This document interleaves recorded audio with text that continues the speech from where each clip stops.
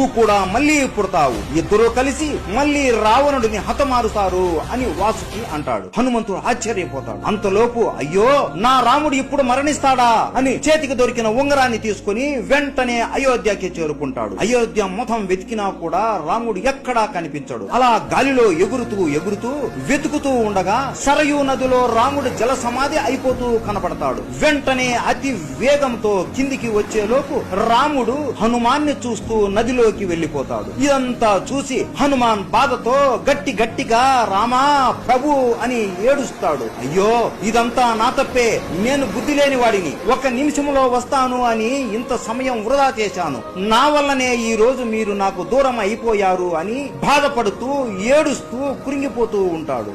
అప్పటికే రాముడు విష్ణువు రూపంలోకి మారిపోయి ఉంటాడు. హనుమాన్ బాధని చూసి ప్రత్యక్షమై హనుమా ఇందులో నీ తప్పు ఏమీ లేదు, ఇదంతా జరగాల్సిందే, నువ్వు ఎంత చేసినా జరిగిన దానిని మార్చలేవు అని అంటాడు. ప్రభు నేను కూడా మీతో పాటే మీ దగ్గరికి వస్తాను అని అనగా, లేదు హనుమా, నీలాంటి భక్తుడు ఈ భూమి మీద ఉండి ధర్మరక్షణ చెయ్యాలి, నువ్వు ఎప్పటికీ చిరంజీవిగా ఉండి ప్రజల్ని కాపాడుతూ ఉండు అని అంటాడు. సరే ప్రభు మీ ఆజ్ఞ అని హనుమాన్ ఆ ఉంగరాన్ని తన వేలికి తొడుగుకొని హిమాలయాలలో రామనామాన్ని జపిస్తూ ఉంటాడు. ఇప్పటికీ కూడా మన హనుమాన్ రామనామాన్ని ఎవరు జపించినా ఆయన అనుగ్రహాన్ని మనకి ఇస్తూ మనల్ని కాపాడుతూ ఉంటాడు. ఇది రాముడు మరియు లక్ష్మణుడి మరణం వెనక ఉన్న కథ.